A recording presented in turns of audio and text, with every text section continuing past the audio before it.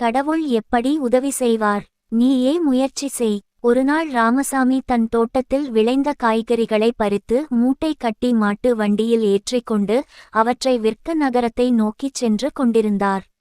அப்போது சாலையின் ஒரு திருப்பத்தில் வண்டியின் ஒரு சக்கரம் பள்ளத்தில் போய் விழ வண்டி சாய்ந்து விட்டது. கடவுளே, இது என்ன சோதனை? எனக்கு உதவி செய் என்று அவர் மனமுருக வேண்டினார். கடவுள் உதவிக்கு வரவில்லை. 2ஆம் முறை 3ஆம் முறையென பலமுறை கடவுளை உதவிக்கு அழைத்தும் அவர் வரவில்லை. வேறு யாரும் உதவிக்கு வரவில்லை.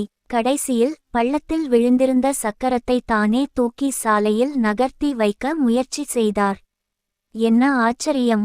தனியாக தன்னால் தூக்க முடியாது என்று அவர் நினைத்திருக்க, எளிதாக சக்கரம் பள்ளத்திலிருந்து எழுந்துவிட்டது. அப்போது தான் அவன் தன் பின்னால் நின்று கொண்டிருந்த ஒரு வழிப்போக்கர் சக்கரத்தை தூக்குவதில் உதவி செய்தது தெரிய வந்தது.